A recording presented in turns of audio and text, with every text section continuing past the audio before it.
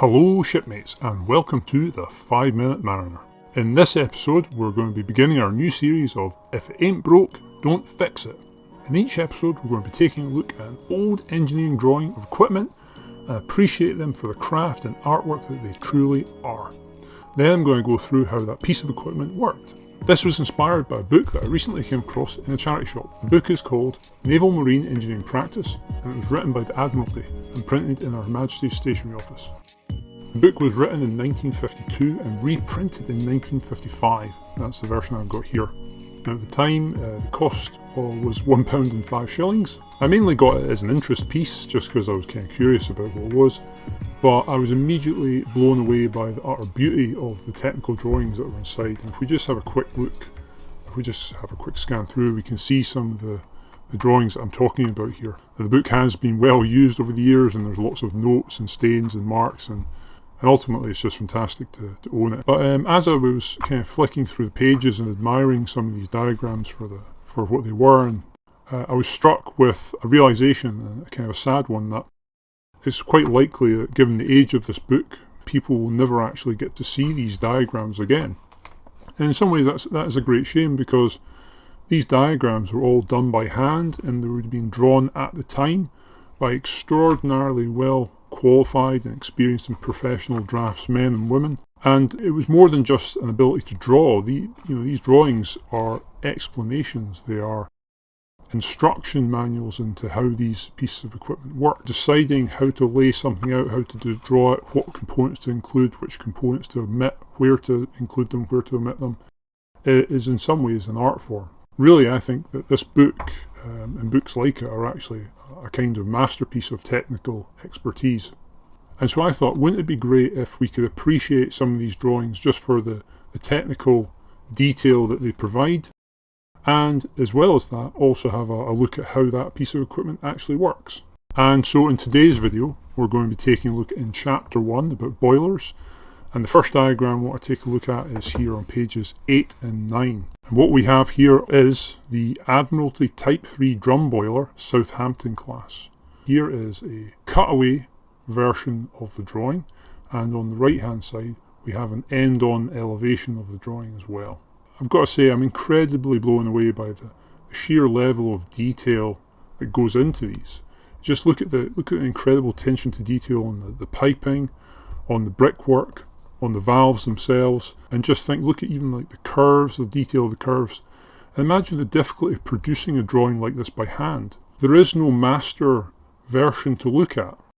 The only thing you'd see if you went and looked at a boiler was a complete boiler, the shell, and you wouldn't be able to see inside. And the draftsmen and women would have been relying upon their technical expertise and component diagram drawings to produce something like this. Now, every single one of these lines would have been produced by hand. The decision of where to make the cutaway would have had to have been done by hand, and in this drawing I think it's been done expertly. They've decided to omit quite a lot of the pipes so that you can see into the actual combustion chamber itself. You've actually got the water tubes here in the steam drum, obviously, and then they've also included a little bit of the superheater over here. Producing a diagram of such high quality and skill must have taken a team of draftsmen and women weeks, if not months, to produce something like this. And likewise, the end-on elevation, although simpler, there's her hidden beauty in its simplicity, because what they've managed to do is they've taken something that would have otherwise been overwhelmingly complex, and they've decided on the elements that they have felt are most relevant to try and convey its operation. And again, it sounds very simple, but the fact that all of these lines are symmetrical, evenly spaced, there's no slightly bent or wonky tube, and remember, all of this was done by hand. There's no stencil, there's no computer. Everything's done by hand. But at the end of the day, it's been crafted by an individual sat at a desk, basically with a pencil, pen, and a straight edge. Absolutely incredible. Let's run through the basic operation of what a boiler does. Put really simply, a boiler will start with some water, which we feed into some kind of tank.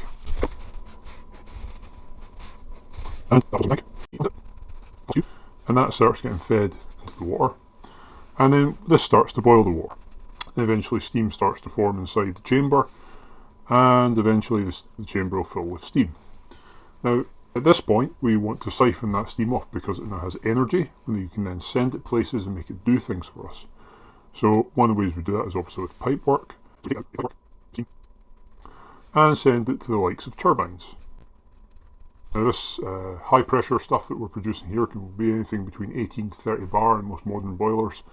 And in the Southampton type boiler there, according to the book, it was sitting at somewhere between 18 to 20 bar.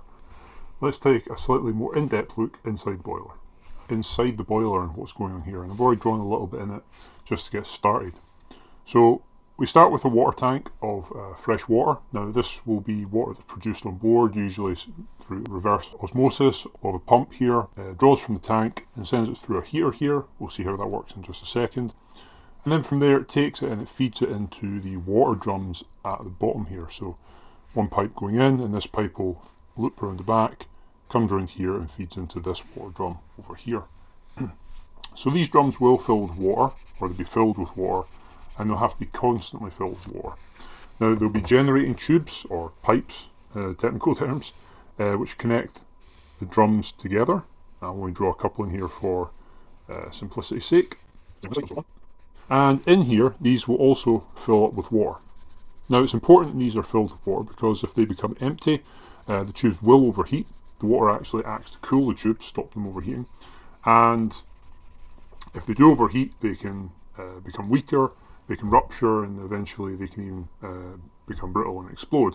And if a 30 bar boiler explodes, usually there's just a crater left where the factory was, or part of a ship where the ship used to be. What happens is the water's filled into here, and then this is the actual combustion chamber here, and you've got your burners, usually at least 2 or 3 of them on the bigger boilers, something like this.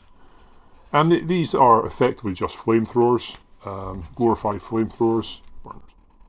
And they're providing heat energy into the environment here, into the combustion chamber. And that is acting to actually heat the water inside these pipes, these generator tubes, and then steam begins to form inside the steam drum. So we have this steam that's beginning to form in here, and obviously it'd be nice if we could actually utilise it for something.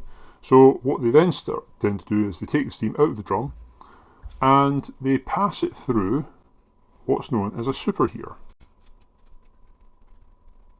The point of the superheater is to remove the last little bits of moisture in the steam, and it's to give it more energy so you can do more with the actual steam itself.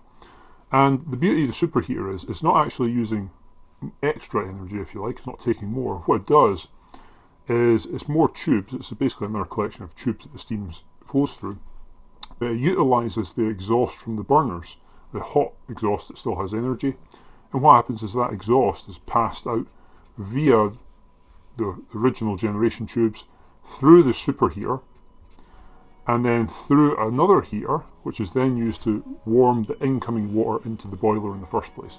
So as much of that energy from the exhaust is as utilised as possible, and very little is wasted, and whatever's left does go up the funnel. Out the superheater then comes our high pressure steam, and then that high pressure steam then goes on to power whatever turbines or other heating sources we require. So guys, I hope you enjoyed today's video. This is a bit of a new thing we're trying here.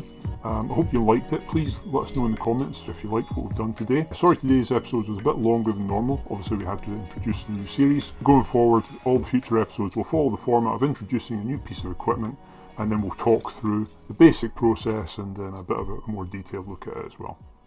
Thanks for watching today's video guys. Don't forget to like, comment and subscribe.